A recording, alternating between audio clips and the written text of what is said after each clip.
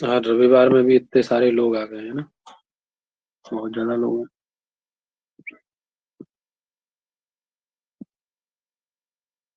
चल, क्या है? कर्तु ईप्सितमं कर्म। तीन पद है इसमें, कर्तु ईप्सितमं कर्म। ठीक है।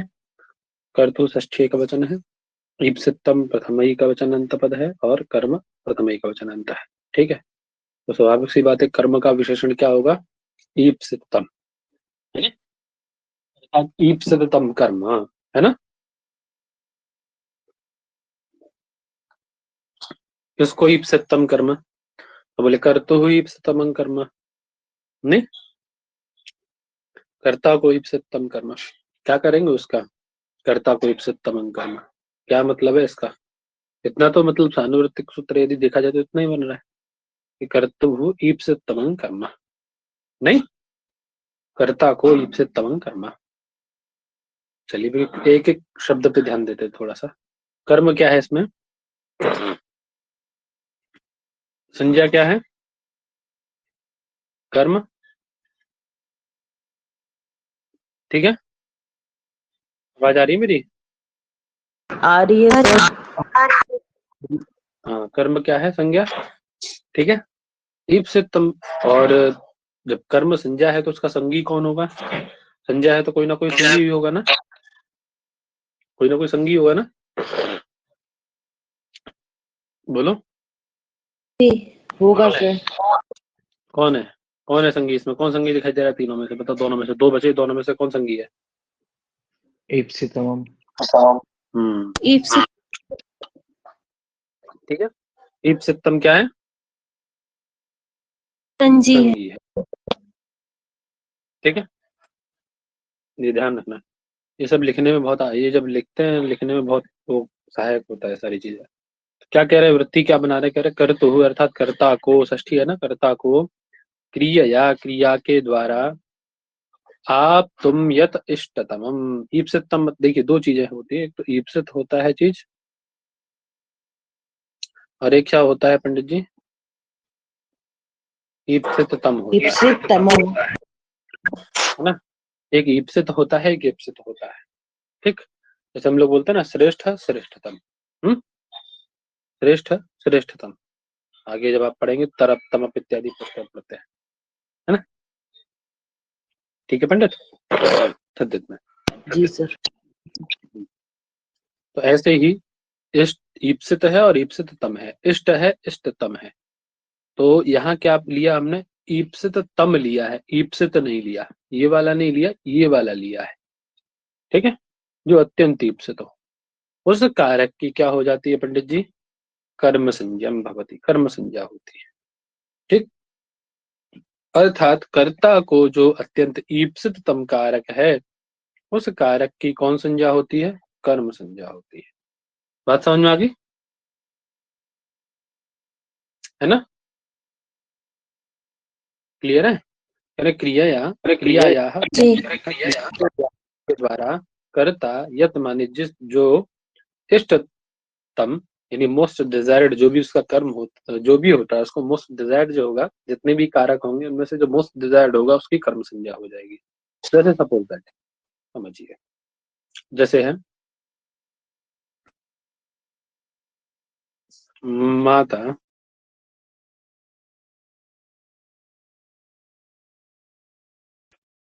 पाकशाला में क्या करती है?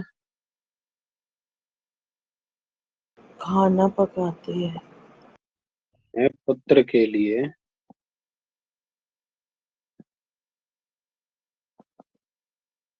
भोजन पकाती है ना? ठीक। पुत्र के लिए अग्नि के द्वारा भोजन पकाती है। अब देखिए, तो यहाँ मुख्य कर्ता कौन है? क्रिया क्या है पहले तो देख लीजिए, क्रिया कौन है यहाँ पे? ध्यान समझते ही फटाफट फटाफट। पकाना क्रिया है। पकाना क्रिया का कर्ता कौन है? माता पका रही है, माता पकाती है ना। हम्म। अब इस क्रिया का ईप्सिततम कारक क्या है? कितने कारक हैं देखो इसमें? पाकशाला है, पुत्र है, अग्नि है और भोजन है। चार है ना। इन चारों में सबसे उसको मोस्ट डिजायर्ड क्या है, क्या करना है उसको? क्रिया के द्वारा पूछा जा रहा है, माता को नहीं, क्रिया के द्वारा माता को, खाली माता को ईप्सित नहीं, क्रिया के द्वारा क्या ईप्सित है उसको? तो जो पचन क्रिया है उस पचन के द्वारा क्या ईप्सित है उसको? भोजन, भोजन है ना, जी तो भोजन को पका रही है ना वो, भोजन ईप्सितम है।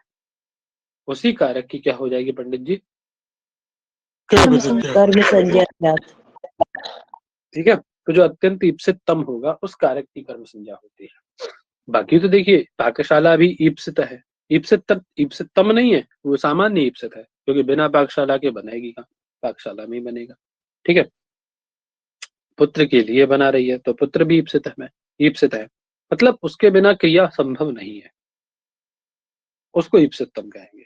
ठीक है जी, क्रिया का एकदम परम संबंध उसके साथ है, समझ गए, है ना?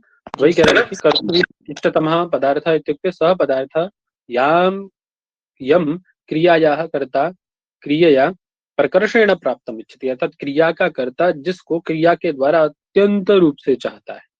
तो पचन क्रिया के द्वारा माँ किसको चाह रही है? भोजन को चाह रही, भोजन को चाह रही है ना?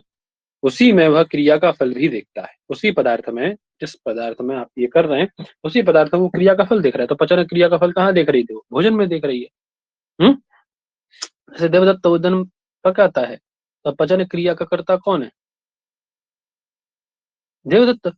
देवदत्त अपने इस पचन हाँ, अब इस पचन क्रिया का फल कहाँ देख रहा है? ओदन में देख रहा है ना। ओदन क्या हो जाएगा? ईप्सितम है कि नहीं? बोलो, कर्म बन जाएगा। ठीक है,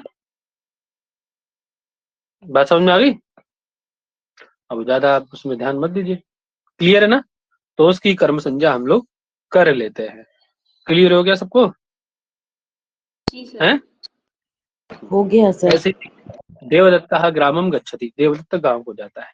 तो अभी क्रिया क्या है उसमें? देवदत्त कौन क्रिया की जा रही है? देवदत्त के द्वारा गमनक क्रिया की जा रही है। उस गमनक क्रिया का फल देवदत्त कहाँ देख रहा है? गांव में।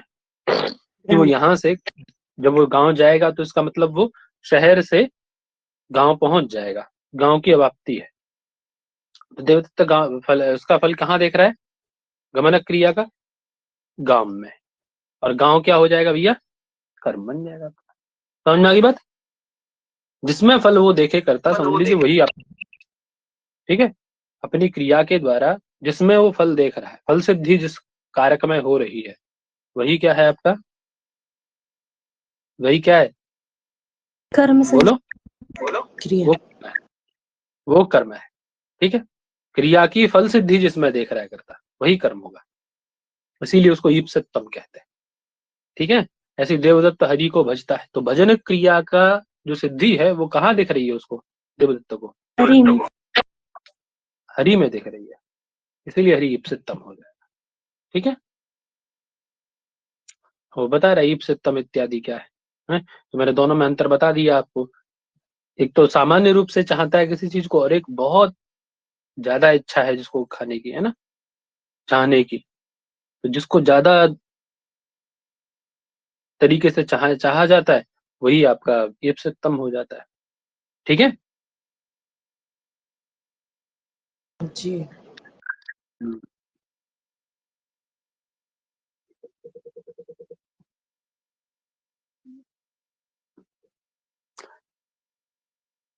मतलब केवल आपको इतना चिंता करनी है कि क्रिया के द्वारा कर्ता किस चीज को चाह रहा है, और उसके बिना उसका कार्य चलेगा नहीं, तो वही कर्म है, बस ये पहचान लीजिएगा। ठीक है, ठीक है सर। जी सर।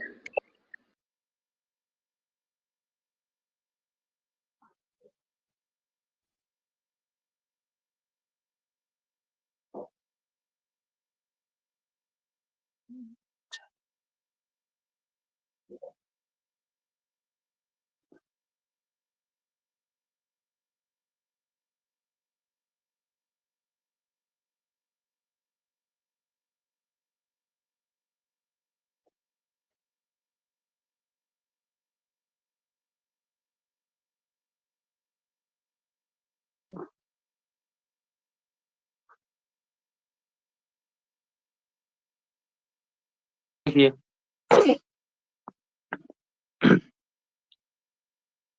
अब यहाँ दो बातें आ जाती है कि कर्तुः इति किमर्थम, आपने ये सूत्र में कर्ता का ग्रहण क्यों कर दिया? यदि कर्ता नहीं कहते तो क्या दिक्कत हो जाती है? केवल सूत्र कितना बनाते आप, केवल कितना रखते? बोले जो ईप्सितम होता है, ईप्सितमं कर्म। ईप्सितमं कर्म, अर्थात ईप्सितम की कर्म संज्ञा हो जाती है। अब वो कर्ता को ईप्सित हो, कर्म को ईप्सित हो, करण को ईप्सित हो, किसी को भी ईप्सितम हो, उसकी आप क्या कर देंगे? उसकी क्या आप क्या कर देंगे? कर्म संज्ञा करेंगे, किसी को भी। कर्म संज्ञा। अब केवल कर्ता को ईप्सितम की कर्म संज्ञा नहीं होगी, अब तो कर्ता को, कर्म को, करण को, संप्रदान को, जिसको चाहे ईप्सितम हो उसकी कर्म संज्ञा हो जाएगी, है कि नहीं? यही अर्थ तो बन जाता। वही कह रहे अन्य कारक ईप्सितमम, अन्य कारक को भी, अर्थात कर्ता के अतिरिक्त जो अन्य कारक हैं, कर्म, करण, संप्रदान, अपादान इत्यादि, अधिकरण इत्यादि, उनको भी जो कुछ ईप्सितम होगा उसकी भी प्रकृत सूत्र से कर्म संज्ञा न हो जाए, इसीलिए इसको ग्रहण किया है। यदि इसको ग्रहण नहीं करते तो आपकी अन्यों की भी कर्म संज्ञा, अन्यों को जो ईप्सितम है उस कंडीशन में भी आपकी कर्म संज्ञा होने लग जाती है। ठीक है, तो कर्ता दे देने से क्या हो गया? अन्य का वारण हो गया कि केवल कर्ता को ही ईप्सितम होगा तभी उसकी कर्म संज्ञा होगी, ना कि करण को ईप्सितम होने की, ना कि संप्रदान को, ना कि अपादान को, ना कि कर्म को। अन्य किसी को ईप्सितम होगा तो उसकी कर्म संज्ञा नहीं होगी, है ना? केवल कर्ता को ही ईप्सितम होगा तभी उसकी कर्म संज्ञा होगी, ऐसा ये हमें फल लाभ हुआ उससे। समझ में आ गई बात? ठीक है भाई, बात समझ में आ रही मेरी? जी सर। जी सर, आ गया। जैसे देवदत्तः माशेषु अश्वान बदनाति, यदि चलिए ठीक है आपकी बात मान लेते हैं, हम कर्ता का इसमें ग्रहण नहीं करते, तो किसी भी कारक को कोई चीज ईप्सितम हो तो इसकी कर्म संज्ञा करनी पड़ती है। सपोज दैट देवदत्त माशेषु अश्वान बदनाति, देवदत्त क्या करता है भैया?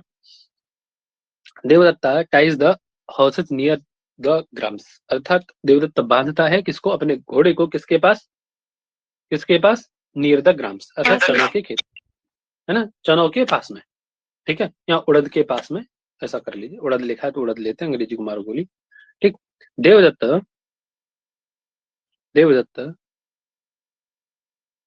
उड़द के पास घोड़े को बांधता है, ठीक है ना? अब देवदत्त किसको बांध रहा है? बंधन क्रिया क्या है? बंधन क्रिया का ईप्सितम कारक कौन है? हमने पढ़ा था क्रिया को, हमने क्या पढ़ा था? कर्ता को क्रिया के द्वारा अत्यंत जो ईप्सितम कारक होगा उसकी कर्म संज्ञा होगी। तो कर्ता कौन है इसमें? देवदत्त। देवदत्त करता है। देवदत्त कर्ता को बंधनक क्रिया के द्वारा ईप्सितम कौन है? कौन है? तो घोड़े की हमारे साथ कर्म संज्ञा हो गई। अब आप कह रहे हो कि यदि कर्तु न दे तो कर्तु नहीं दोगे तो देखो घोड़े को ईप्सितम क्या है? उड़द। अर्थात देवदत्त को ईप्सित है घोड़ा, घोड़े को ईप्सित है उड़द। समझ में आ गई बात? परंपरा है, ठीक है। तो घोड़े की कर्म संज्ञा हो, ठीक है, हमें कोई समस्या नहीं, लेकिन उड़द की भी कर्म संज्ञा होने लग जाए। क्यों? क्योंकि वो देवदत्त को ईप्सित नहीं है, वो किसको ईप्सित है? उसके कर्म को ईप्सित है, अर्थात कर्ता को ईप्सित की कर्म संज्ञा हो हमें कोई दिक्कत नहीं, लेकिन कर्ता का जो कर्म है घोड़ा, वो उसको ईप्सित है कौन? उड़द। उस कर्म को ईप्सित की भी कर्म संज्ञा होने लगेगी। वैसे तो सब कर्म ही बनता चला जाएगा, अनवस्था दोष होगा, ठीक है। वही कह रहे, परंतु अश्व पदार्थ को ईप्सित जो मास हैं तेषाम अपि कर्म संज्ञा स्यात्, उनकी कर्म संज्ञा होने लगेगी। ऐसा न भवति, ऐसा न हो, इसीलिए हमने यहाँ पे क्या ग्रहण कर दिया है? कर्ता ग्रहण किया। बोले कर्ता को जो ईप्सित होगा उसी की कर्म संज्ञा होगी, अन्यथा क्या होता भाई? देवदत्त का कर्म है घोड़ा, घोड़े को ईप्सित है उड़द, उड़द की कर्म संज्ञा होने लग जाती है। समझ में आ गई बात? समझ आई बात भाई सबको? बोलो जी सर। तो वैसा ना होवे, है ना, इसीलिए हमने ऐसा किया। ठीक है सर? जी सर। आई करें ईप्सित तम इति किम। चलिए ठीक है, आपने ये कह दिया, बात समझ में आ गई है? यहाँ आप सीधी सी उत्तर दे सकते हैं, ये कर्तु की इति किम। तो आपसे या तो ये पूछा जाएगा, उदाहरण दिया गया आपके ग्रंथ में, तो सिद्धांत कौमुदी आप देखेंगे तो वहां उदाहरण दिया गया है। और सामान्य यदि बुद्धि लगाने वाला आपसे प्रश्न पूछेगा, वो सरल प्रश्न ना पूछ करके, तो आप उत्तर दे दीजिए उसको कि कर्मादि इतरेषु कारकेषु अथवा कर्मादि इतर कारकाणाम, कर्मादि जो इतर कारक हैं, है ना, शु को हटा दीजिए, कारकाणाम कर्म संज्ञा न भूयात, कर्म संज्ञा न हो प्रकृत सूत्र से। ठीक है, इसीलिए हमने यहाँ पे कर्ता का ग्रहण किया। यही तो अर्थ है ना कि कर्मादियों को जो ईप्सित तम है उसकी कर्म संज्ञा नहीं हो जाएगी। ठीक, इसीलिए हमने ग्रहण कर, यही है ना। चलिए, आई क्या ईप्सित तम ऐसा क्यों, ईप्सित तम ऐसा क्यों ग्रहण किया आपने, ये क्यों कहा कि ईप्सित तम हो तभी। तो देखिए भैया, दो चीजें हैं, एक ईप्सित है और एक क्या है, ईप्सिततम है। ईप्सितम। बात समझ में आ गई है ना? है, जैसे सपोज दैट, समझिए, बालक दाल से चावल खाता है, ठीक है।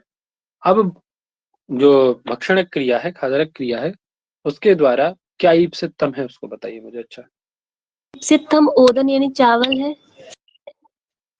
और ईप्सित जो है दाल। बाकी लोग सो रहे हैं सब, एक तो आई बहुत ज्यादा लोग सर बोल रहे हैं। ये दिव्या वगैरह इतने प्रश्न गलत करते हैं, लेकिन आवाज इनकी एक की नहीं आती है। क्यों जी? जी सर। ना दिव्या, ना ये यशस्वी बहन जी, ना किसी की नहीं आती है। अरे नए लोग, ये समय वगैरह, ये लोग तो है। बोलते हैं, आवाज ही नहीं आती मुझे बोलते बाप, फालतू बोल रहे हो। चलो, तो जो अत्यंत ईप्सिततम पदार्थ है उसी की कर्म संज्ञा होगी, हमारे यहाँ ईप्सित की कर्म संज्ञा नहीं। ठीक, इसीलिए हमने ईप्सिततम ग्रहण किया। अब देखिए, बालक को एक बहुत अत्यंत ईप्सित है और एक सामान्य ईप्सित है। कुछ चीज ऐसी है जो सामान्य ईप्सित है, कुछ चीज अत्यंत ईप्सित है। ऐसा क्या है, देखते हैं। देखिए, वो दाल से काम नहीं चलेगा, चावल को वो किसी से भी खा लेगा, है कि नहीं। चावल को सब्जी से खा लेगा, अचार से खा लेगा, नहीं खाएगा? क्यों जी? है, दूध मिलाएगा तो खा लेगा, बूरा मिला के खा लेगा। बूरा जानते हैं, पिसा हुआ चीनी, जी सर। उससे मिला के खा लेगा। ठीक है, इन सबसे खा लेगा वो। लेकिन दाल को कैसे, उस उदर पूर्ति तो चावल से संभव है ना। तो एक चीज उसको क्या है, दाल ईप्सित है ना, और चावल क्या है, ईप्सिततम है। समझे पंडित जी, है ना। यदि हम इसमें ईप्सिततम नहीं कहते और हम केवल कितना कह देते कि कर्ता को जो ईप्सित हो उस कारक की कर्म संज्ञा हो जाए, तो देखिए आपके दाल की भी और आपके चावल दोनों की कर्म संज्ञाएं होने लग जा रही थी। ठीक है, वही कह रहे हैं, ये पदार्थ ईप्सिताः सन्ति परंच ईप्सिततमाः न सन्ति। जो पदार्थ केवल ईप्सित है लेकिन ईप्सिततम नहीं है, तेषां विषये प्रकृत सूत्र से कर्म संज्ञा न भवति, उनके विषय में इस सूत्र से कर्म संज्ञा नहीं होती। अर्थात सामान्य ईप्सित को ये कर्म संज्ञा नहीं करता, ईप्सिततम को ही कर्म संज्ञा करता है। यदि ऐसा नहीं कहते तो ईप्सित और ईप्सिततम दोनों में कर्म संज्ञा करने लग जाता है। ठीक है, ऐसा करके हमने एक निश्चित कर दिया कि केवल कहाँ कर्म संज्ञा करेगा, जो ईप्सिततम है उसी में कर्म संज्ञा का विधान करेगा। समझ में आ गई बात? जी सर। है ना। जैसे देवदत्ता पयसा ओदनम भुंक्ते, देवदत्त दूध के द्वारा चावल खाता है, भात खाता है ना। यद्यपि देवदत्ता ओदनम अपि भुंक्ते पयः अपि भुंक्ते, देवदत्त दूध भी खा रहा है और चावल भी खा रहा है, तथापि भोजन क्रिया के संदर्भ में देवदत्त को जो ईप्सितम पदार्थ है वो ओदन है। अब दाल भी खा रहा है, चावल भी खा रहा है, लेकिन आपको ईप्सितम क्या है, चावल है। ठीक है, दाल तो क्या उसका सहायक है, सहकारी है, उसका संस्कार कर रही है वो बस खाली, है ना। ठीक है, यदि चावल नहीं होगा तो दाल खाएगा वो खाली, दूध खाएगा है? नहीं सर। हाँ, नहीं सर। नहीं दूध का रोल नहीं है, ऐसा नहीं दाल का रोल है, लेकिन चावल के बराबर नहीं है। कह रहे वही कह रहे हैं, पयः यद्यपि ईप्सितम भवितुम अर्हति, पयः ईप्सित है, लेकिन ओदन की बराबर ईप्सितम नहीं हो सकता पयः आपका। बात समझ में आ गई? ठीक है, अतः इसीलिए सर। प्रकृत जो ईप्सित सम पदार्थ की कर्म संज्ञा, ईप्सित की कर्म संज्ञा नहीं। बात समझ में आ गई होगी सबको। अब क्योंकि वो जो आपका दाल है या दूध है वो सहकारी है ना, सब्जी है, उसके द्वारा हम खा रहे हैं, है ना। रोटी को सब्जी के द्वारा, दाल को चावल को दाल के द्वारा, है, बिस्कुट को दूध के द्वारा, तो वो सहकारी हैं, तो साधकतम होने के कारण वे करण जरूर बन जाएंगे, माध्यम बन जाएंगे।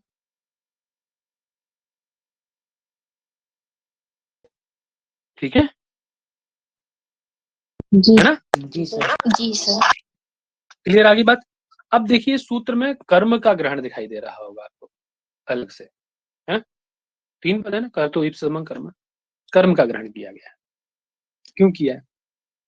तो कह रहे हैं कर्म इति अनुवृत्तौ पुनः कर्म ग्रहणम किमर्थम, कि इससे पूर्व सूत्र है कादिशिंग स्थासांग कर्म। कितनी संख्या? 1 4 46, देख रहे हो ना, 46 1 4, और ये कितना है? 1 4 49। केवल कितने सूत्र ऊपर है? केवल कितने सूत्र ऊपर है? 3। 2 सूत्र का डिफरेंस है ना, है ना। 70 46 47 48 49 के तुरंत अगला सूत्र है वो, है। तो 2 सूत्र मध्य में क्या अनुवृत्ति नहीं आ सकती थी? यहां से अनुवृत्ति ले लेते, कर्म ग्रहण करने की जरूरत क्या थी दोबारा से? आप करते हो ना, अरे आप तो 20-20 सूत्र तक अनुवृत्ति लेके जाते हो। कारकी की अनुवृत्ति कहां तक जा रही है? सही अधिकार कहां तक जा रहा है? ऐसी अनुवृत्ति आपकी चलती है, 10-10 15-15 सूत्र में अनुवृत्ति लेके जाते हैं। या 2 सूत्र में अनुवृत्ति नहीं की आपकी, रीजन, कारण क्यों नहीं लिए? 2 सूत्र ऊपर से अनुवृत्ति लेना चाहिए था आपको। क्यों जी? तो बोले भैया वहां से यदि अनुवृत्ति लेते हम कर्म की, तो वहां क्या कह रहा है वो कि अधि उपसर्ग पूर्वक सिंह स्था और दास धातु के आधार की कर्म संज्ञा होती है। क्या कहता है वह? आधार की कर्म का संज्ञा। आधार की कर्म संज्ञा। तो यहाँ भी जब आता तो बोले कर्ता को ईप्सितम आधार की कर्म संज्ञा होती है, ऐसा अर्थ आता है यहाँ भी। अर्थात आधार की साथ में गिफ्ट के साथ आता। ठीक है, तो उस आधार की ये जो शब्द है ना, इसकी निवृत्ति के लिए हमने अलग से कर्म ग्रहण किया है ना। हमें उसका कर्म नहीं चाहिए, वो अपना कर्म तो दे रहा था हमें। बहुत लोग होते हैं ना कि अपना सामान तो देते हैं, लेकिन हम उनसे सामान क्यों नहीं लेते? क्यों नहीं लेते हम उनसे सामान? क्यों? कुछ ना कुछ अपना लाभ देखते हैं। तो वो भी अपना लाभ देख रहा था, दे रहा था सामान, लेकिन अपना लाभ दे रहा था, लेबल लगा के दे रहा था अपना। वो लेबल, हम थोड़े स्वाभिमानी हैं, हमें वो चाहिए नहीं, हमारा अर्थ खराब हो जाता। ठीक है, फिर ये जो ईप्सितम आप ओदनम इत्यादि में जो आप कर पा रहे हैं द्वितीय, वो हो पाती ग्रामम इत्यादि में द्वितीय, वो केवल आधार में ही फिर द्वितीय होती है आपकी। यही तो अर्थ बनता है ना कि कर्ता को जो ईप्सितम आधार है उसकी कर्म संज्ञा होती है, ऐसा अर्थ बनता है आपका, है ना। ईप्सितम आधार रूपी कर्म की, केवल आधार रूपी कर्म ही आता आपका फिर उसमें, है ना। और जबकि कर्म तो कितने सारे हैं हमारे, केवल आधार रूपी ही कर्म होता है। क्यों जी? बोलो बेटा, है केवल ग्रामम गच्छति, ग्रामम इत्यादि जो आधार हैं, क्योंकि हमारे वहीं पर केवल आपकी ईप्सितम कारक की कर्म संज्ञा हो पाती, अन्यत्र कहीं नहीं हो पाती है। ओदरम इत्यादि में कौन सा आधार है बताओ? अहम भोजनम करोमि, भोजन में कौन सा आधार है? कोई आधार है? नहीं, नहीं आधार नहीं। निवृत्ति के लिए ही यहाँ अलग से कर्म ग्रहण किया गया। कितना सोचे, है ना। वही कह रहे हैं वसुतः प्रकृत सूत्र में अधिशिंग स्थासांग कर्म, इस सूत्र से कर्म की अनुवृत्ति आ सकती थी, तथापि एतादृशी अनुवृत्तिम त्यक्त्वा परम जो महर्षि हैं उन्होंने क्या किया? प्रकृत सूत्र में कर्म ग्रहण किया। क्यों? ये निर्देश आधार इस पद की निवृत्ति का कारण है। ठीक है, अर्थात पूर्व सूत्र में यत्र यत्र कर्म इति पदम अनुवर्तते, पूर्व सूत्र में जहां जहां कर्म की अनुवृत्ति जाती तत्र तत्र आधार पद की भी अनुवृत्ति जाती। क्योंकि आधार मैं बता रहा हूँ ना, गिफ्ट के साथ साथ में दे रहा था वो, क्योंकि आधार की ही कर्म संज्ञा कर रहा था, है ना। ठीक है, वही कह रहे हैं, अत्रापि कर्म इत्यस्य अनुवृत्त्या ग्रहणम क्रियते चेत आधार शब्दस्यापि अनुवृत्ति अवश्यम भवितुमर्हति। यदि आप कर्म की अनुवृत्ति करते हैं तो आपको आधार मिलता ही मिलता साथ में, ठीक। और यदि ऐसी अनुवृत्ति कर लेते तो दिक्कत क्या थी, तो बोले ग्रामम गच्छति, तो ये आधार है गांव, ठीक है, यहाँ कर्म संज्ञा हो जाती। गेहम प्रविशति, घर में प्रवेश करता है, तो यहाँ हो जाती, घर हमारा आधार है ना। लेकिन ओदनम पचति, सत्तून पिबति, है, चित्रम पश्यति, पुस्तकम पठति, ये कौन से आधार है? यहाँ तो कर्म संज्ञा हो ही नहीं पाती भाई, क्योंकि आधार नहीं है ये। बात समझ में आ रही है? इसीलिए अलग से ठीक है, आधार की निवृत्ति के लिए आपसे पूछा जाए कि प्रकृत सूत्र में कर्म के रहना है क्यों, तो क्या कहेंगे उत्तर? फटाक से बोल दो, बोलो। आधार की कर्म संज्ञा है इसलिए। जिनके यहाँ से आवाज वापस आ रही है वो मत बोलिए भाई, बोलो, बाकी कौन बोलेगा? क्यों किया? करने के लिए कर्म की अनुवृत्ति पता नहीं क्या बोल रहे हैं, तुम्हें खुद समझ में आ रहा है? सबकी आवाज ऐसी आ रही है। आधार की निवृत्ति के लिए हम कर्म, आधार की निवृत्ति के लिए, क्योंकि पूर्व सूत्र से आधार की अनुवृत्ति साथ में आ रही थी, उसकी निवृत्ति कराने के लिए। अब देखिए, अभी जो कर्म है इसके कुछ पार्ट है, भेद है कुछ, क्या है देखिए। एमपी असिस्टेंट में यहाँ से प्रश्न आए हैं, हम लोग जब पिछले सेशन में प्रश्न सॉल्व कर रहे थे तो यहाँ से प्रश्न आ रहे थे ना, है ना। कुछ विद्वान बोल रहे थे कहाँ से, ये तो प्रश्न पता ही नहीं पड़ रहा है, जबकि पिछली बार भी पढ़ाया था मैंने, यहाँ भी बता रहा हूँ। देखो, कर्म कारक के कितने भेद बताए गए हैं? कह रहे कर्म कारक से त्रय भेद, 3 प्रकार का कर्म कारक होता है। कर्म कारक कितने प्रकार का है? कर्म कितने प्रकार का हमारा? कौन से वाक्य पदीय में बताए भर्तृहरि ने, कौन से? निवर्त्यम च विकार्यम च प्राप्य चेति त्रिधा मतम, निवर्त्य कर्म, विकार्य कर्म और प्राप्य कर्म, ठीक है। तत्र ईप्सिततमं कर्म, उन्हीं में से फिर एक चौथा कौन सा बना दिया? ईप्सिततम कर्म बना दिया। ईप्सित तो वही करें, अस्य कारिकायां प्रथमां पंक्त्यौ भर्तृहरि ईप्सिततम कर्मणः निवर्त्य विकार्य और प्राप्य, ये 3 भेद बताए हैं उसके ईप्सिततम का कर्म के। कितने भेद हैं? 3 भेद है और प्राप्य, ध्यान रखना, म्यूट करके बोल लिया करो अपने आप से, निवृत्य, विकार्य और प्राप्य, ठीक। अब ये निवृत्य क्या है, विकार्य क्या है और प्राप्य क्या है, फटाफट वन लाइनर में समझते चलते हैं, है ना।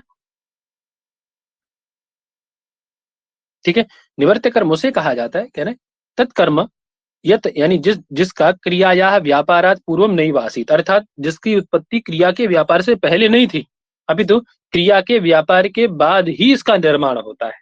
जैसे देवदत्त घट बनाता है, ठीक है ना। देवदत्त क्या बना रहा है? घट बनाता है। अहम लेखम लिखामी, अब आपके व्यापार क्या लेखन क्रिया के पहले लेख था? नहीं था ना। देवदत्त के करने से पहले कुंभ था? नहीं था, है ना। था क्या? बोलो। नहीं सर, नहीं है ना। तो ये जो कुंभ पदार्थ है, ये कुंभ कर्म है, या जो लेख कर्म है, जो वाक्य कर्म है, जो कथा कर्म है, जैसे चित्रकारः चित्रम रचयति, चित्रम करोति, तो चित्र कैसा कर्म है? निवर्त्य कर्म है। बात समझ में आ गई? जी, है ना, ठीक है। वही कह रहे हैं, कुंभ पदार्थस्य निर्माणम अस्याः क्रियायाः व्यापारेण एव भवति। कुंभ पदार्थ का जो निर्माण है ना, वो इस क्रिया के व्यापार के द्वारा ही हुआ है, ठीक है। उससे पहले उसका कोई अस्तित्व नहीं था कहीं पे, इसीलिए उसको निवर्त्य कर्म कहा जाएगा। समझ में आ गया होगा? अब क्रिया व्यापार के बाद जिसका अस्तित्व, जो चीज अस्तित्व में आ रही है, वो समझ लीजिए वो कैसा कर्म है? निवर्त्य कर्म है, विकार्य कर्म आ जाता है। कह रहे हैं वह कर्म जो क्रिया के व्यापार से तो होता है, लेकिन क्रिया यस्य स्वरूप, जिसके स्वरूप में क्रिया या किंचित परिवर्तन भवति, क्रिया के द्वारा कुछ परिवर्तन आ जाता है, ठीक है। अर्थात पहले तो कुछ और था ये कर्म, अब बाद में कुछ और हो गया।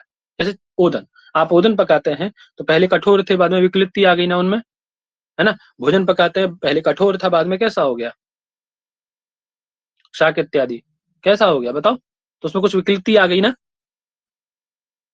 है, थोड़ा कठोर जी हो सर। जाना, शुष्क हो जाना, कुछ विकृति आ जाए, कुछ परिवर्तन आ जाए, वो कर्म कैसा हो जाएगा? विकारी कर्म हो जाएगा। कोई व्यक्ति जीवित है, मान लीजिए देवदत्ता शत्रुन हंति, नृपः शत्रुन हंति, तो शत्रुन कर्म है ना, कैसा कर्म है ये? विकार्य कर्म है, क्योंकि पहले जीवित था वो व्यक्ति, मर गया, तो कुछ परिवर्तन आ गया ना, पहले था वो लेकिन अभी मर गया, वो तो कभी से उसका शत्रु है? वो दिन कभी से विद्यमान है, कुंभ के जैसे अभी तो नहीं आया, आपकी लेखन क्रिया के जैसे कथा के बाद, लिखने के बाद थोड़ी ना कथा उत्पन्न हुई। तो एक ऐसा कर्म हो गया, अर्थात उसके स्वरूप में विकृति आ जाए, समझ लीजिए वो कर्म कैसा है? विकार्य कर्म है। अंतर समझ में आ गया? जी। ठीक है। प्राप्य कर्म क्या है? प्राप्य कर्म कह रहे हैं वह कर्म है जिसके स्वरूप में क्रिया से कुछ परिवर्तन, है ना, किंचित परिवर्तनम जातम नहीं व दृश्यते, मतलब कुछ भी परिवर्तन नहीं दिखाई देता है, थोड़ा सा भी परिवर्तन नहीं होता है, मतलब क्रिया के पहले जो जिस स्वरूप में था वैसे ही तदवस्था भी है, ठीक, क्रिया होने के बाद ही वो वैसा ही रहता है। देख, जैसे देवदत्त चित्र देख रहा है, और चित्र क्या ऐसा थोड़ी ना कि हम देख रहे हैं, भक्त जो है, भक्तः देवम पश्यति, है, तो भक्त देव को देखता है, तो देव क्या कुछ पहले कुछ और थे, उसके देखने से पहले लाल कलर के थे, काले कलर के हो गए, ऐसा है क्या? वो तो जैसे पहले थे वैसे ही अब भी हैं, और उसके बाद में भी वैसे ही होंगे, ठीक। तो उसको क्या कहेंगे हम लोग? प्राप्य कर्म कहेंगे। ऐसे ग्रंथम पठती, तो ग्रंथ प्राप्य कर्म है, वो जैसा पहले था वैसा अब है और आगे भी वैसा ही होगा, उसमें कोई परिवर्तन नहीं होने वाला। ऐसा है कि पढ़ने के बाद आपके कुछ परिवर्तन कर देते हो आप, हैं? बोलो बेटा। नहीं नहीं सर। प्राप्य कर्म, विकार्य कर्म, और तीसरा बोलो। निवर्त्य कर्म। निवर्तयम। है ना, निवर्त्ययम नहीं है, निवर्त्य कर्म, विकार्य कर्म, है ना, निवर्त्य कर्म, विकार्य कर्म और प्राप्य कर्म, ठीक है। अच्छा, तो दो तीनों को मां लगा के बोलो फिर। क्लियर हो गई बात? वही बात आपके, देखिए वो वृत्तिकार कह रहे हैं, यही सारी बातें कही उन्होंने। कर्तु क्रिया आप तो इष्टतमम कारकम कर्म संयम, कर्ता को क्रिया के द्वारा अत्यंत इप्सितम कारक की कर्म संज्ञा होती है, सिंपल सा अर्थ है। कर्तु क्यों कहा आपने? तो बोले यदि नहीं कहते तो माशेषु अश्वम बदनाती में जो अश्व ईप्सित है वो किसको है? देवदत्त नाम का व्यक्ति को है, ठीक है। और अश्व को ईप्सित क्या है? माश है, तो माशेषु में जो सप्तमी हो रही वो सप्तमी नौकर की, उसकी भी कर्म संज्ञा होने लग जाती है, क्योंकि वो अश्व को ईप्सित है। तो केवल कर्ता को ईप्सित की ही कर्म संज्ञा हो, अन्य कारकों को ईप्सित कारक की कर्म संज्ञा ना हो, इसीलिए हमने यहाँ पे कर्ता ग्रहण किया। बता रहे ना कि कर्म को जो कर्मणा ईप्सिता माशाह, जो माश है वो कर्मणा ईप्सिता, कर्म को ईप्सित है, ना कि कर्ता को, है ना। तमप ग्रहण क्यों किया आपने? ईप्सित तम क्यों कहा? ईप्सित क्यों नहीं कहा? बोले पयसा ओदनम मुंगते, कि दूध से चावल खाता है, तो यहाँ पयसा ईप्सित है और ओदन, ओदन क्या है? ईप्सितम है। यहाँ पयसा की भी कर्म संज्ञा होने लग जाती है, इसलिए हमने तमप ग्रहण किया, ठीक है। तमप ग्रहण का मतलब जान रहे हैं ना, ईप्सितम, तमप प्रत्यय कहा है उसमें, ठीक। अब क्या कर्म यदि अनुवृत्तो पुनः कर्म ग्रहण आधार निवृत्तम, ये बताई मैंने दी आपको, ये कर्म की अनुवृत्ति आ सकती थी, फिर आपने पुनः कर्म ग्रहण क्यों किया? तो बोले आधार निवृत्ति के लिए, है ना। अन्यथा क्या होता? बोले गेहम प्रविशति, है ना, ग्रामम प्रविशति, ग्रामम गच्छति, गेहम प्रविशति, यहीं पर केवल आपकी कर्म संज्ञा हो पाती, अन्यत्र कहीं कर्म संज्ञा नहीं हो पाती। तो ये सब ना हो, इसीलिए हमने यहाँ पे क्या किया पंडित जी? क्या कर दिया? बोल फटक से, अलग से सूत्र में कर्म। कर्म, ठीक है। होता है, घबराओ मत उसके लिए, ठीक है। वो हम लोग भी जब भी पढ़ते हैं, अभी भी गुरुजी लोगों के सामने बैठ करके, तो बेशक आप कितने विद्वान हो, लेकिन जब गुरु के सामने बैठ के पढ़ते हो तो नहीं निकलती आवाज। आप बोलना कुछ और, मन में कुछ और होता है आपके, वास्तव में आपके मन में सही सही चल रहा होता है, लेकिन आज आप बोलेंगे तो वो गलत ही निकल जाता है कुछ, तो मतलब उनको आप संतुष्ट नहीं कर पाते। ये हम लोग के साथ भी होता है, तो उसकी घबराने की जरूरत नहीं है, ठीक है। वो बार बार इसीलिए करेक्ट किया जाता है, और विद्या ऐसी ही चीज है कि आप बोलने का प्रयास करोगे, 4 पंक्तियां बोलोगे, 3 गलत बोलोगे, 1 सही बोलोगे उसमें बस। बहुत ज्यादा प्रयास करोगे, 2 गलत बोलोगे, 2 सही बोलोगे, पूरी 4 की 4 उनको सही लगेगी नहीं। ये बहुत कम हो सकता है कि 4 की 4 सही बोल जाओ आप उनके सामने, विशेष रूप से पढ़ते समय। आता बहुत होगा आपको, समझे। हम लोग जो बैठते गुरु जी के सामने, अब तो छूट गया पढ़ना अभी तो पिछले जब समय में बैठ रहे थे, पढ़ रहे थे, तो काशिका पढ़ रहे थे, महाभाष्य काशिका वगैरह, तो हम लोग बैठ के खुद से पूरा पाठ लगा लेते थे, पूरा सूत्र एकदम, एक एक पंक्ति महाभाष्य की लगा जाते थे अपने आप से बैठ के। खुद से। जब जाके गुरु जी के सामने वो कहते थे कि बार वाचन कर लो, क्योंकि वो गुरु जी नव्य के विद्वान है, हम लोग उनसे प्राचीन व्याकरण पढ़ रहे थे।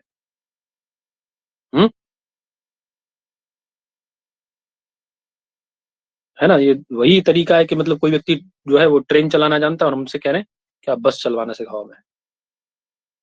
अब हम लोग ये सोच रहे हैं कि वो ट्रेन चला लेता है तो इसका मतलब बस भी उसके लिए आसान होगी। प्लेन उड़ाने वाले व्यक्ति से कहा जाए कि आप बस चलाइए, तो जरूरी प्लेन उड़ाना और बस उड़ाने में अंतर है, लेकिन अच्छा पढ़ाते गुरु जी वो भी। प्राच्य भी बहुत अच्छा पढ़ाता है, प्राचीन व्याकरण भी। तो यही रहता है, तो उसमें कोई ऐसा घबराने की जरूरत नहीं कि हमें नहीं बोल पा रहे हैं। अब बिल्कुल आप बहुत अच्छा कर रहे हैं, अपनी तरफ से बेहतर करिए बस। ठीक, आगे आता है अनभिहित सूत्र। अग्रिम सूत्र क्या है? अनभिहित। ठीक, अनभिहित शब्द का मतलब क्या है? अनुक्त। ठीक है, अकथित, अभणित। अनभिहित मतलब अकथित, अकथित। अनुक्त, है ना, अविदित, ठीक, अभणित, ये सारे अर्थ हैं इसके। ठीक है बेटा, है ना। अब सामान्य अधिकार सूत्र है, जी। ठीक है, अधिकार सूत्र है, इसका आगे अर्थ आपको देखने मिलेगा। ठीक है ना। अब एक बात याद रखिएगा, जैसे कारके का अधिकार है तो कारके के अधिकार से अलग इसका अधिकार चल रहा है अपना, है ना। ठीक है, कारके से अतिरिक्त इसका अधिकार चल रहा है। कारक संज्ञा अपनी अलग, जैसे कारक की अपादान संज्ञा, कारक अंशत कर्म संज्ञा, कारक अंशत करण संज्ञा, कारक की करण संज्ञा, कारक की अपादान संज्ञा। आप पढ़ोगे जब वृत्ति में तो आपको यही मिलेगा, क्योंकि पहले कारक का अधिकार है ना, फिर आपके अपादान करण इत्यादि, पहले वो कारक है। यदि आप वाक्य बोलते हैं एक, जैसे बालक पिता के साथ कारयान से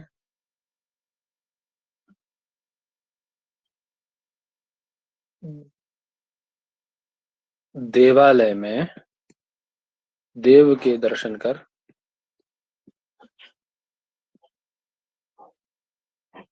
गृह को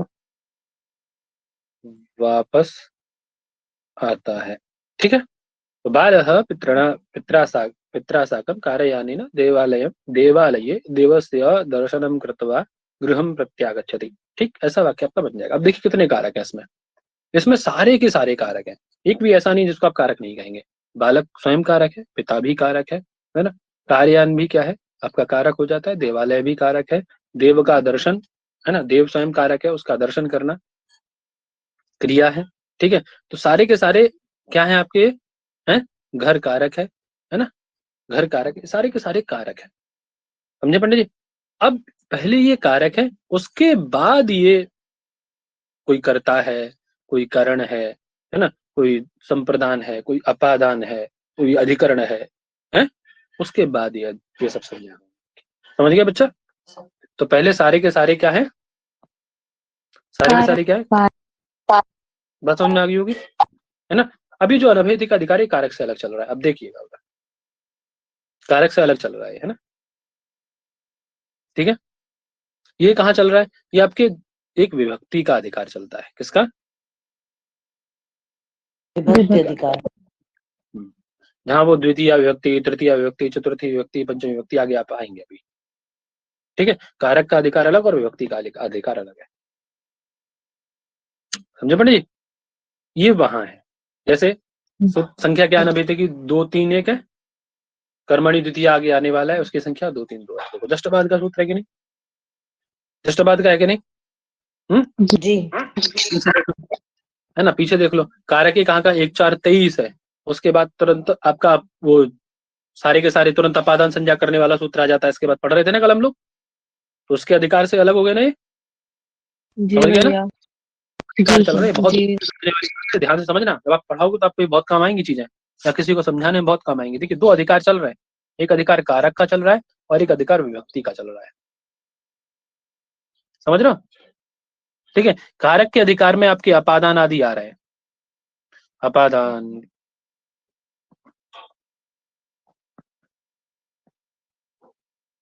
करण, संप्रदान, अधिकरण, ये सब आ रहे हैं आपके, ठीक है।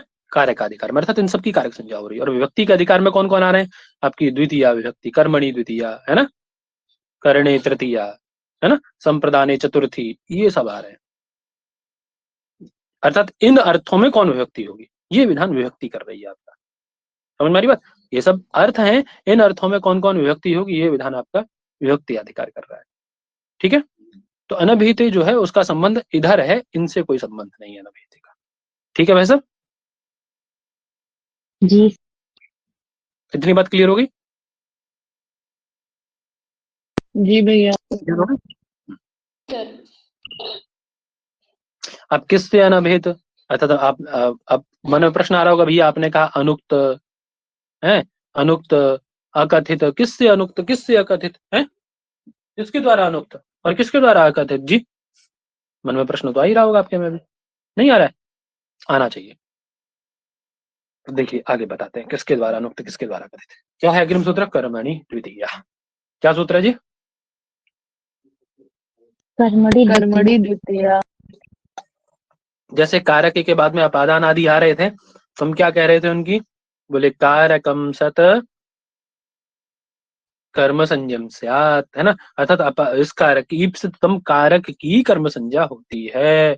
ये पढ़ रहे थे ना, कारक कहाँ से आया? वो क्योंकि कारक के अधिकार में आ रहा था, तभी तो कारक आ गया ना वहां पे वृत्ति में आपके पास, नहीं तो आप कहाँ से लाते कारक जी?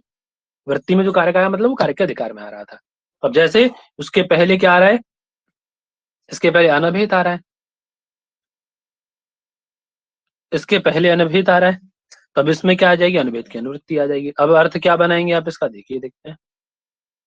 कह रहे हैं अनुक्ते, अनभिहित है ना, अनुक्ते मतलब, अनुक्ते मतलब जो कहा ना जा सकता। अनभिहिते। समझ में आ गई बात भाई साहब? ये तो अर्थ बताया था अभी पीछे में, बता रहा था अनभिहित, जब अनभिहित का मतलब ये अनुक्त, कथित, भणित इत्यादि अर्थ है? बताए थे ना पीछे? जी जी। अनुक्त, अनुक्त मतलब अनभिहित है, अर्थात जो अनभिहित हो, यानी इसका मतलब अनभिहित हो नए समास है, यानी अभिहित ना हो, अभिहित ना हो। अब आपके मन में प्रश्न होगा, भैया पहले तो ये बता दो हमें कि अभिहित किससे और अनभिहित किससे। जो सबसे पहली बार कारक पढ़ा था ना, मैं अपने गुरु जी से पढ़े थे, तो सबसे पहली बार जब हम कारक पढ़े तो वास्तव में आप लोगों को तभी बहुत समझ में आ जाता है। अब हम लोग की क्या था कि गुरु जी से हम दोबारा पूछ नहीं सकते, एक बार उन्होंने बता दिया, 50-60 लोग बैठे हैं पुराने, बड़े बड़े सब भैया लोग बैठे हैं, अध्यापक लोग सब, हम लोग तो छोटे लोग, छोटे बच्चे थे, हैं? बिठा लिया गुरु ने, बोले आओ बैठो। अच्छा, पढ़ने का चाव इतना था कि सबसे आगे बैठते थे, व्याकरण शुरू से अच्छा लगता था, वेद विषय था लेकिन व्याकरण शुरू से अच्छा लगता था, सबसे आगे बैठते थे जाके। अब पढ़ते थे, अब गुरु ने बताया, बोले भैया ये अनभिहित जो कारक है उसकी अनभिहित कर्म में द्वितीय विभक्ति होती है। अब अनभिहित वो अच्छे से समझा रहे हैं कि ये अनभिहित है, अनभिहित क्यों, जो अभिहित नहीं है वो अनभिहित है ना, सारी एकदम हिंदी में बता रहे हैं पूरा अच्छे से। हमारी इतनी हम क्या सोच रहे हैं कि अनभिहित का मतलब ये होता होगा जैसे कोई किसी चीज को कह देता है ना। अब उदाहरण भी क्या दिया उन्होंने, उदाहरण भी जो लिखा था वही उदाहरण दे दिया, अलग से उदाहरण नहीं बताया। अब अलग से उदाहरण तो तब बताएं जब कोई कहे कि ये समझ में नहीं आया, दूसरा उदाहरण बता दीजिए, तभी ना बताएगा कोई व्यक्ति, नहीं तो जो लिखा है वही बता के निकल लेते हैं सामान्यतः। अब हमारे जैसे थोड़ी ना कि सब लोग 10,000 उदाहरण आपको देते हो, ये नहीं ये देख लो, ये नहीं ये देख लो। विद्वान लोग इतना टाइम थोड़ा ना आपको करते हैं, कि उनके पास ना तो इतना टाइम है और ना इतना सुनेंगे आपका, ठीक। तो अभी ऐसे ही उन्होंने बताया, बोले हरिम भजती। अब मैंने कहा अच्छा इसीलिए अनभिहित कह रहे हैं, इसीलिए अनुक्त कहा है गुरु जी ने। हम लोग पाठ लगा रहे हैं बैठ के साथ में, एक जैसे बुद्धि वाले सब लोग हैं, हम लोग आपस में भी चर्चा कर रहे हैं। क्या देखो यहाँ क्या है कि यहाँ हरिम भजती जो लिखा है, अब यहाँ इसको बात को कोई कहने वाला नहीं रहा होगा, है ना, अर्थात किसी के द्वारा नहीं कही गई, कहीं लिखी होगी, इसीलिए उसको अनुक्त कह दिया है। जो किसी के द्वारा कह दिया जाए कि देखो देवदत्त जाता है ना, अहम गच्छामि, है, अहम भोजनम करूंगी, तो ये उक्त हो जाएगा, ये मैंने कह दिया क्योंकि मैं भोजन कर रहा हूँ, है, या किसी अन्य के द्वारा कह दिया क्या, तो वो उक्त हो जाएगा। अरे सामान्य भैया जिसको नहीं ज्ञान है वो तो यही लगाएगा ना अर्थ, बताओ नहीं लगाओगे आप भी? यदि आपको ना पता हो उक्त माने कहा गया, अनुक्त माने न कहा गया। तो मैंने कहा ये हरिम भजती इत्यादि शास्त्र की पंक्ति होगी, तो किसी ने नहीं कही होगी, है ना, शास्त्र में लिखी होगी, तो इसीलिए गुरु जी इसको अनुक्त में बता रहे हैं, और उक्त में तो ये सब आ जाएंगे। समझ में आ गई बात? तो ऐसा ऐसा हम उल्टा उल्टा अर्थ लगाते थे, लेकिन जब दूसरी तीसरी बार कारक पढ़े तब फिर बुद्धि खुली, तब समझ में आया कि अनुक्त का मतलब ये नहीं, अनुक्त का मतलब और उक्त का मतलब क्या है। देखिए, दो चीजें हैं, अभिहित और अनभिहित। अभिहित का मतलब कहा गया, ठीक है, और अनभिहित मतलब जो न कहा गया हो। अब कहने न कहने वाला कोई व्यक्ति नहीं होगा यहाँ पे, यहाँ कहने न कहने वाला शास्त्र में कोई व्यक्ति नहीं है, ठीक है। आपका आप तो पुरुष नहीं है कोई, हमारे जैसा ना समझना, ठीक। यहाँ अभिहित किसके द्वारा होता है और अनभिहित किसके द्वारा होता है वो समझ, ठीक है। कौन कौन है अभिहित वाले, कोई बताएगा, कोई पुराना व्यक्ति?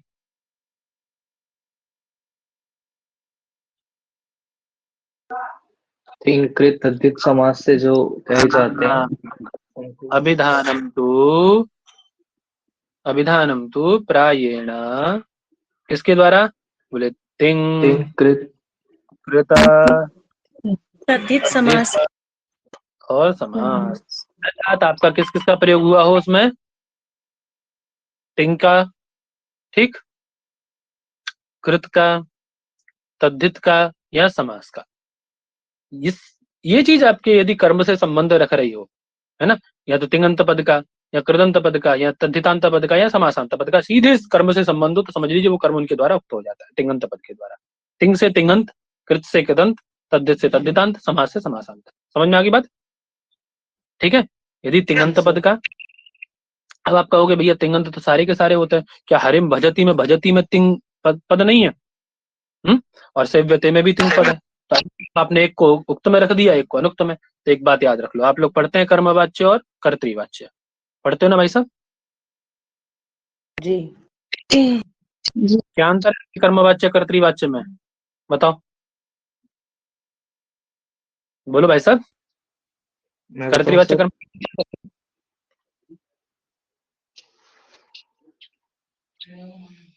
जब कर्तृवाच्य होता है तो तिंग के द्वारा कर्ता उक्त होता है, और जब कर्मवाच्य होता है तो तिंग के द्वारा कर्म उक्त होता है। अब इन विद्वानों को 50 बार बताया मैंने, कर्तृवाच्य कर्मवाच्य, ठीक है। इनमें जो पुराने लोग हैं 2-2 3-3 बार सब पढ़ चुके हैं कर्तृवाच्य कर्मवाच्य, 2 बार तो 1-2 बार तो पढ़े ही है सब, लेकिन एक की आवाज नहीं आई मुझे, यही बस चीजें खराब बहुत लग जाती हैं। इनमें से किसी की आवाज नहीं आई, बहुत बेकार लग जाती है चीजें, समझे? देखिए, कर्मवाच्य क्या है और कर्तृवाच्य क्या है। कर्मवाच्य जहां पर तिंग के द्वारा, भी जैसा इन्होंने बोला, तिंग के द्वारा जहां कर्म उक्त हो जाता है उसको हम लोग क्या कहते हैं, कर्मवाच्य कह देते हैं, है ना, अर्थात कर्म को कहा उसने, ठीक, इसलिए वो कर्मवाच्य बन जाता है। और कर्ता जहां कहा जाए तिंग के द्वारा वो कर्तृवाच्य होगा। हम लोग पढ़ाया था मैंने कि कर्मवाच्य में कौन प्रत्यय होते हैं, आत्मनेपदी या परस्मैपदी, कैसी धातुओं का प्रयोग होता है, कैसे प्रत्ययों का प्रयोग होता है, आत्मनेपदी प्रत्यय या परस्मैपदी प्रत्यय, बोलो फटक से। कर्मवाच्य, बोलो। आत्मनेपद का। आत्मनेपद का।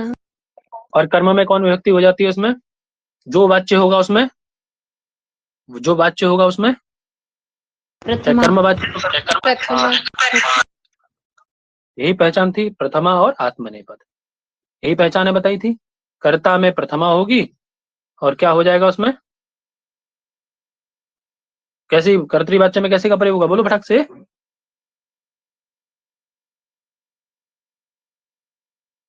अरे कर्तृवाच्य के कौन से प्रत्यय होंगे उसमें, आत्मनेपदी या परस्मैपदी?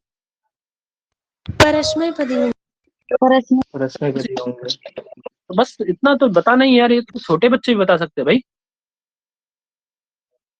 ठीक है।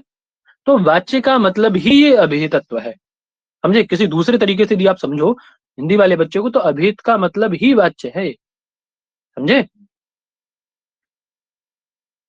तो कर्म कहा गया, कर्म अभिहित है, कर्ता अभिहित है, हमें कर्ता से भी मतलब नहीं है, हमें मतलब है कर्म से, कर्म अभिहित है हमारा। यदि कर्म ये अभिहित होगा, ठीक है, तो उसमें क्या हो जाएगी, बोले अभिहित यानी कर्तृवाच्य, यदि ये वाच्य हो जाएगा तो उसमें प्रथमा होगी, यही तो बात बता रहे हैं अभी।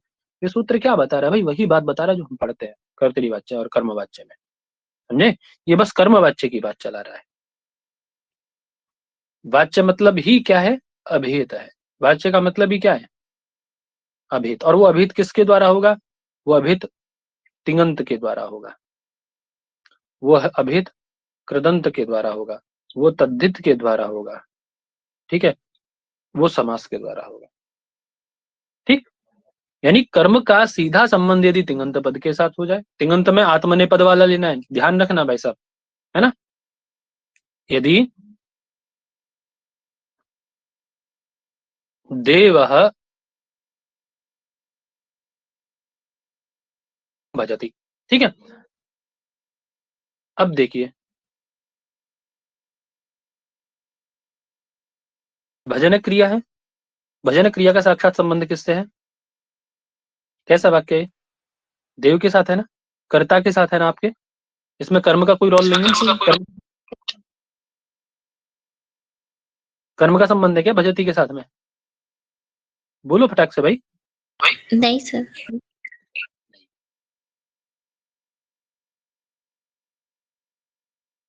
ठीक है, तो यहाँ कर्म कैसा हो गया? उसका कोई संबंध नहीं है, अर्थात वो कर्म अभिहित नहीं है आपका, कैसा है? अनभिहित है। कैसा है कर्म? अनभिहित है, इसी के द्वारा होगा। इसके द्वारा क्या अभिहित है? वो इस समय कर्ता अभिहित है। क्या अभिहित है इसके द्वारा? कर्ता अभिहित है। समझ में आ गई बात? कर्म अभिहित नहीं है, ठीक है ना। वही बात कह रहा है वो, देखो कह रहा है अनुक्ते कर्मणि द्वितीया स्यात्, जो कर्म अनुक्त है उस अनुक्त कर्म में द्वितीया विभक्ति होती है। ठीक है, उस अनुक्त कर्म में कौन विभक्ति होती है भाई साहब?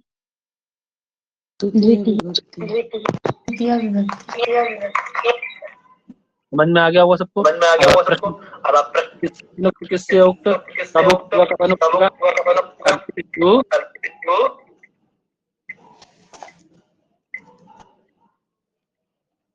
मना नहीं करेंगे आप लोग? मना नहीं करेंगे आप लोग? कौन है?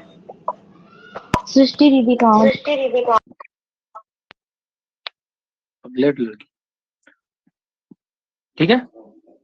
तो अनुक्त कर्म में ही द्वितीया होगी, अर्थात जब कर्म उक्त नहीं होगा, किसके द्वारा उक्त होता है? किसके द्वारा उक्त होता है? तो कह रहे अभिधानं च प्रायेण तिङ् कृत तद्धित समासैः, तिङ् के द्वारा, कृदंत के द्वारा, तद्धितांत के द्वारा या समासांत के द्वारा ये आपका उक्त होते हैं कर्म इत्यादि। ठीक, चाहे कर्म हो, चाहे करण हो, चाहे कर्ता हो, ये सब उक्त इन्हीं के द्वारा होते हैं। ठीक है सर, ठीक है ना। तो जब इनके द्वारा उक्त, जब ये उक्त नहीं होंगे तभी द्वितीया होगी, है ना। जब इनका उक्त का मतलब ये समझ लो आपकी, जब इनका साक्षात संबंध उसके साथ नहीं होगा। अनुक्त का मतलब क्या है कि कर्म का, जो आपका कर्म है, कर्म का तिङंत के, तिङ् के साथ में, कर्म का कृदंत के साथ, तद्धित के साथ, समास के साथ सीधा संबंध नहीं होगा, तभी उसमें द्वितीया होगी। यदि सीधा संबंध बन जाता है उसका, तो उसमें द्वितीया नहीं होगी। उसमें फिर कौन विभक्ति हो जाएगी? बोले अभिहिते कर्मणि प्रातिपदिकार्थ मात्र प्रथम ही, वह तो प्रातिपदिकार्थ सबसे पहला अर्थ पढ़े थे ना, उसमें प्रथमा होगी। और कौन से अर्थ में होगी?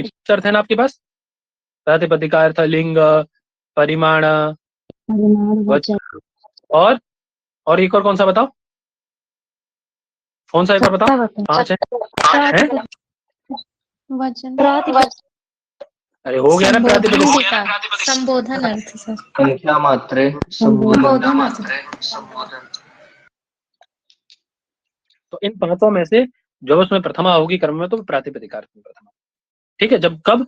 जब वो तिङ् के द्वारा उक्त हो जाएगा, चाहे कृत के द्वारा उक्त हो जाए, चाहे तद्धित के द्वारा, चाहे समास के द्वारा, इनमें से किसी के द्वारा भी उक्त हो जाए, तो उसमें प्रातिपदिकार्थ, प्रातिपदिक के अर्थ में प्रथमा हो जाएगी। ठीक है भाई साहब, ठीक है जी जी। बात कह रहे हैं अनुक्त कर्म में ही द्वितीया विभक्ति होती है। जब आपका कर्म अनुक्त होता है तभी उसमें द्वितीया होगी। जैसे देवदत्ता हरिम भजति, देवदत्त हरि को भजता है। तब देखिए यहाँ हरि आपका उक्त तो है नहीं, क्योंकि भजन क्रिया के द्वारा उक्त कौन है? देवदत्त, तो देवदत्त में प्रथमा हो गई। वसुधा देवदत्त करता है ना, तो कर्ता में कौन व्यक्ति होती है आपकी?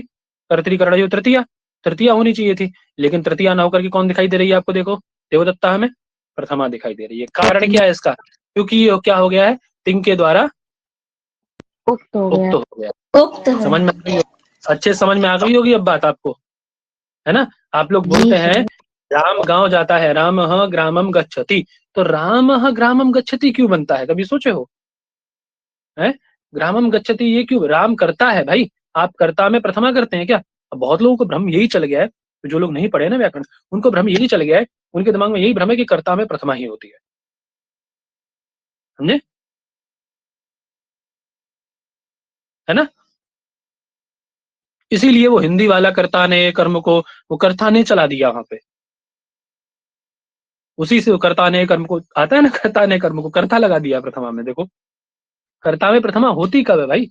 नहीं होती है कर्ता में प्रथमा। वसुधा कर्ता में कौन विभक्ति होती है? सूत्र चिल्ला के कह रहा है हमारा, कर्तरी तृतीया, कर्ता करण में तृतीया विभक्ति होती है, कर्ता करण में तृतीया होती है भाई साहब। वो तो जब ऐसे तो आप फिर कर्म में प्रथमा करो, क्योंकि ये जो नियम भाई कर्ता करण के लिए जो नियम है वो नियम आपके लिए भी तो है? ये उक्तत्व अनुक्तत्व वाले नियम से ही तो प्रथमा कर रहे हैं आप कर्ता में, क्योंकि कर्ता उक्त हो जा रहा है आपका गच्छति क्रिया के द्वारा, गच्छति में जो तिंग है उसके द्वारा कर्ता उक्त हो जा रहा है, इसलिए आप प्रथमा कर रहे हैं उसमें, है? तो ऐसी भजनक क्रिया ऐसे ही आपका कर्म भी तो उक्त हो रहा है भैया। हरि सेव्यते में देखिए, हरि सेव्यते में क्या है? कर्म उक्त हो रहा है आपका, नहीं हो रहा है?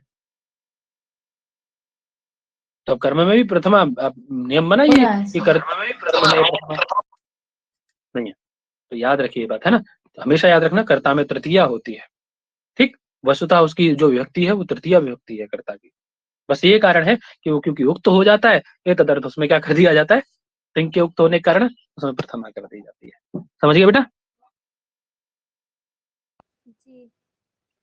सब समझ गए? जी सर। जी जी भैया।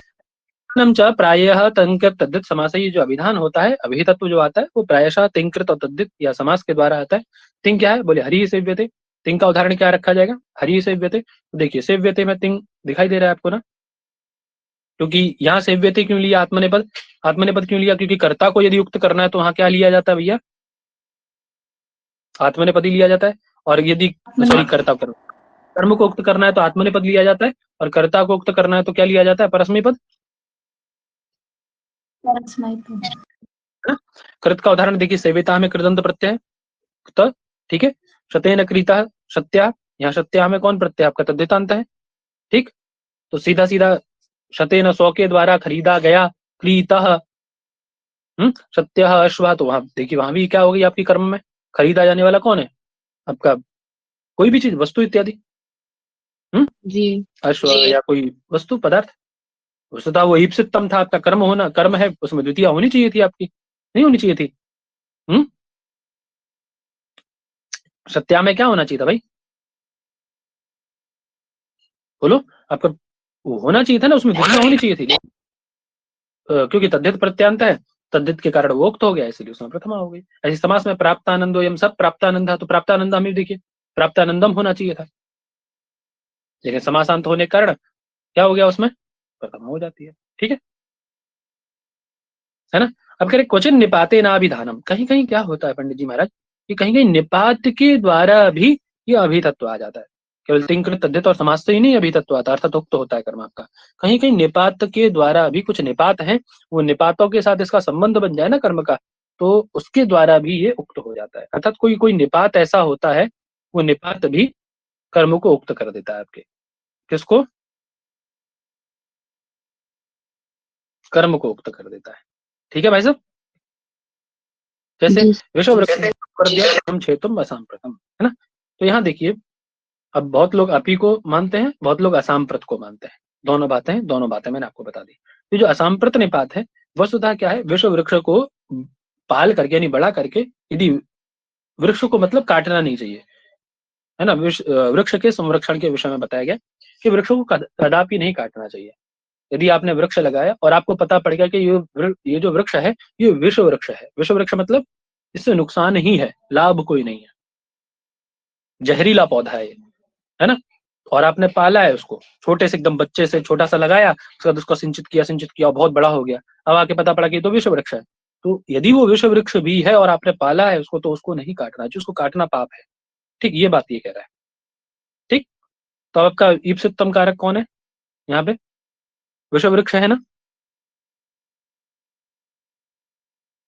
है कि नहीं? जी सर। द्वितीय विषवृक्षम में विषवृक्षम ऐसा बनना चाहिए था, लेकिन विषवृक्षः हुआ है। क्यों? क्योंकि वो उक्त हो गया आपका कर्म। किसके द्वारा? तो बोले असाम्प्रत निपात के द्वारा। क्योंकि क्या है, उसको उसका जो छेदन है वो कैसा है? वृक्ष का छेदन असाम्प्रत है, अर्थात सम्यक नहीं है। वही कह रहे हैं, सांप्रतम इत्यस्य ही युज्यत। सांप्रत का मतलब युज्यत अर्थात युक्त नहीं है, और असाम्प्रत मतलब अयुज्यत अर्थात अयुक्त है। ठीक है, ठीक नहीं है, असमीचीन है काटना। समझ में आ गया होगा अच्छे सबको? बोलो हाथीना। जी दो भैया। सूत्र, हाँ, अगर ये समझ लो, ये दो सूत्र आपने समझ लिए, तब द्वितीया में कुछ नहीं रखा है। अब तो द्वितीया फिर फटाफट फटाफट भागती चली जाएगी। सबको समझ में आ गया अच्छे से? कर्तृवाच्य कर्मवाच्य भी समझ गए होंगे यहाँ पे। जी। जी जी सर। कोई ऐसा जिसका कोई प्रश्न हो इसमें?